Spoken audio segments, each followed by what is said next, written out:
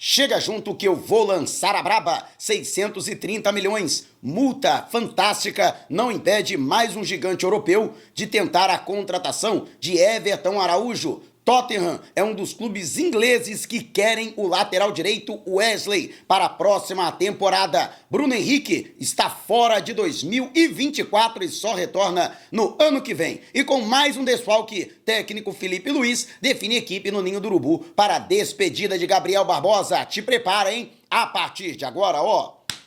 É tudo nosso, já chega largando o like se você ainda não se inscreveu. Inscreva-se, o botãozinho está aqui abaixo e não esqueça de acionar as notificações para o YouTube no seu smartphone para não perder nenhum de nossos conteúdos todos os dias. Tem vídeos novos com as principais informações e notícias mais quentes do Mengão. E no treinamento desta manhã no Ninho do Urubu em Vargem Grande, na zona oeste do Rio de Janeiro, o técnico Felipe Luiz, no centro de treinamento Jorge Elal, define a equipe que enfrenta o Vitória amanhã às 4 da tarde no Maracanã, com o estádio completamente lotado para a despedida de Gabriel Barbosa, que receberá uma série de homenagens. O jogador, inclusive, lançou uma música. Ele que, como trapper, tem o nome de Lil Gabi, com outros 4 convidados, sendo 2 torcedores do Flamengo, falou a respeito, fez uma homenagem à sua passagem pelo rubro-negro. E começa, inclusive, a música, né? Vou embora e não sei se volto. É, filhão. Bagulho é doido, né? Pra quem ainda tinha esperança de que ele permanecesse no rubro-negro, eu acho que essa música já deixou muito bem claro, né? Muito bem claras as intenções do Gabriel Barbosa, inclusive aqui no canal, ao contrário do que aconteceu em outros lugares, né? Que ficaram fomentando uma reviravolta, uma expectativa de permanência do jogador. Aqui fomos sempre responsáveis em não despertar falsas expectativas na nação rubro-negra e mantivemos a informação de que ele próprio tomou a decisão de deixar o Flamengo e não renovar o seu contrato. É responsabilidade dele? Claro, também da diretoria, também de outras circunstâncias, eu diria até de parte da imprensa e dos influenciadores. Mas a decisão foi dele de não querer ficar no Flamengo. A gente tem que respeitar, inclusive agradecer por tudo que ele fez. É isso aí, bater palma pra ele, beleza? Ser homenageado, ele merece por tudo que ele fez pelo Flamengo, mas agora a vida que segue, o Flamengo vai continuar sendo o Flamengo, depois da saída dele, ele vai continuar também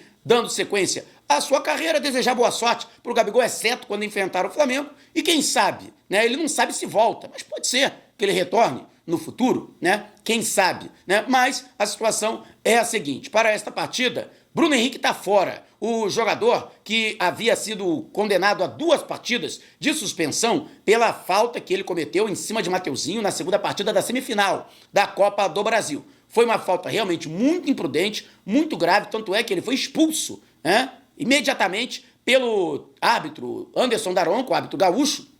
E tem até reservas com relação ao Daronco, mas ali não tem nem como discutir, não tem nem como argumentar. Ali é expulsão sumária, né? E eu achei até que pegaram leve, né? 2 partidas de suspensão. Ele já havia cumprido uma na primeira partida da decisão, diante do Atlético Mineiro, e teria que cumprir mais uma, né? Como o campeonato, a Copa do Brasil já terminou, né? Então ele teria que cumprir no Brasileirão.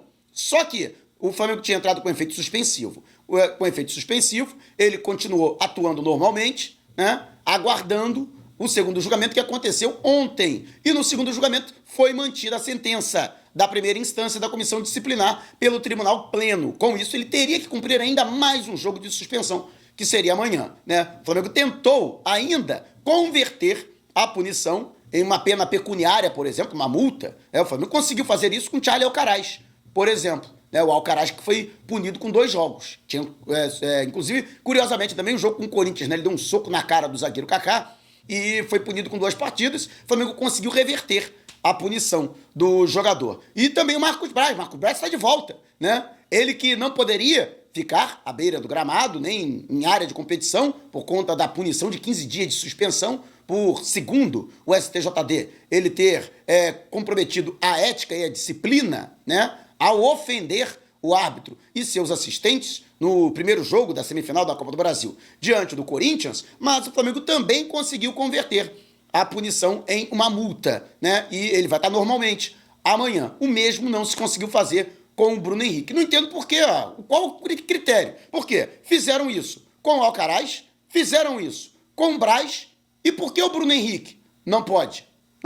Sinceramente. Mas, enfim, Bruno Henrique está fora. Além do Bruno Henrique, Felipe Luiz não conta com os 4 jogadores ainda entregues ao departamento médico por conta de cirurgia: Everton, Cebolinha, Pedro, o Matias Vinha e também o Arrascaeta. O Cebolinha até treinou com bola em parte da atividade ao longo da semana. No entanto, ainda não foi liberado e não deve, portanto, vai encerrar a temporada no departamento médico, mas já deve voltar zerado para o ano que vem, durante a pré-temporada que começa no dia 8. Inclusive, o planejamento do Flamengo já está definido e foi até exposto ontem aos jogadores na reapresentação no centro de treinamento Jorge Elal. Lógico, isso vai depender da eleição de segunda-feira, né? Quem vai ser eleito. Mas, de qualquer forma, a atual administração está preparada. Se o Dusch ganhar, permanece, portanto, a atual administração. Inclusive, o próprio Landim vai continuar, né, com cargo remunerado, vai ser o CEO do clube, né? Mas, de qualquer forma, portanto, né, e vamos falar a verdade aqui, vai mandar, né? É o Landim que vai tomar as decisões, né?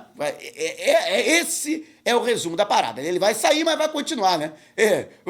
Vai sair, não vai ser um adeus, vai ser um até logo, né? Vai sair no dia 31 de dezembro, no dia 1º de janeiro, já toma posse, né? Como o CEO do Flamengo, né? Mas a situação é essa. Portanto, né, o Flamengo que não vai poder contar com o jogador, tem 4 atletas que estão fora e outros 4 jogadores que já receberam férias, né? O Diogo Alves, Cleiton, o Lohan Lucas e também o Carlinhos. Ou seja, 9 ausências para o Flamengo nessa partida, diante do Vitória, mas eu tenho certeza que o Flamengo tem time suficiente aí para ganhar do rubro-negro baiano. E, portanto, esse é o rescaldo do técnico Felipe Luiz. E a provável escalação. Portanto, com todos esses desfalques, né, Felipe Luiz, que deve colocar em campo o Agostinho Rossi no gol, Wesley, lateral direito, a zaga diária, né, voltando a ser composta por Léo Ortiz e Léo Pereira, né, ele que ficou fora da partida diante do Criciúma, né, mas está voltando, assim como o Agostinho Rossi, né, era outro jogador que também havia sido afastado, e o Alexandro, né, mas os 3 jogadores já estão novamente à disposição. E aí o Alexandro na lateral esquerda. No meio-campo,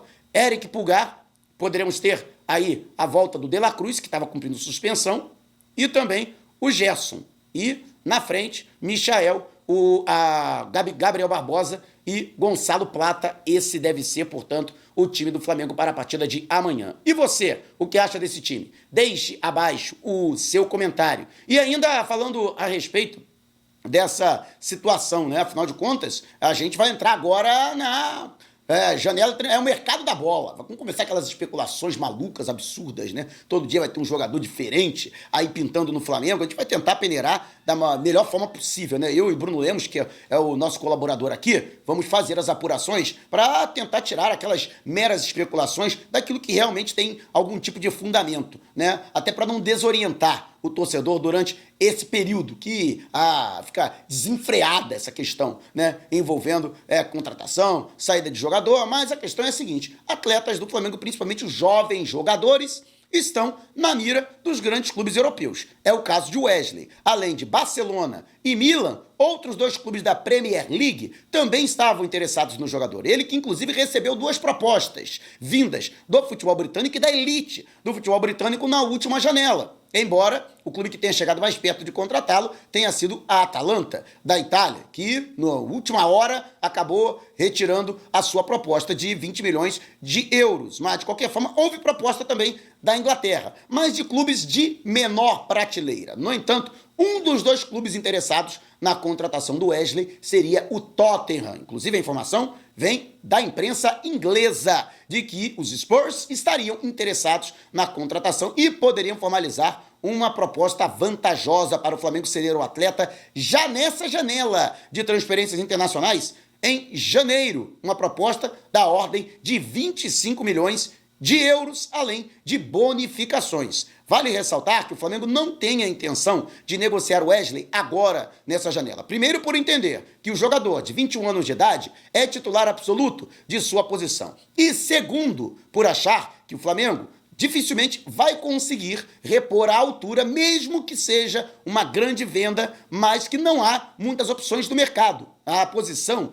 de lateral direito é completamente escassa no futebol internacional. E o Flamengo se enfraqueceria para o Mundial. E outra, o Flamengo poderia, até pelo fato de que a janela de meio de ano para a Europa é aquela em que os clubes europeus, principalmente aqueles com mais dinheiro, vão de forma mais voraz ao mercado, seria uma forma até de o Flamengo conseguir negociar o atleta por um valor superior, principalmente com a valorização que o Wesley ganharia disputando o Super Mundial, principalmente se o Flamengo for bem na competição. Vale ressaltar que tem um confronto com o inglês, o Chelsea, né? Inclusive a nação rubro-negra invadiu as redes sociais do Chelsea, né? Chamando aí os Blues, né? De mais um bairro, né? Brincando, né? Com a alusão que a brincadeira que a gente faz com o Botafogo, né? Que é um tradicional bairro do Rio de Janeiro, dizendo que Chelsea é um bairro, né? De Londres, né? Mas, de qualquer forma, vale a gozação do torcedor, né? A gente não pode entrar nessa situação aí, principalmente o time do Flamengo. A gente lembra, né, o que aconteceu aí na final, no vestiário aí do título da Libertadores de 2022, né? Então a gente tem que manter a humildade, né? De qualquer forma,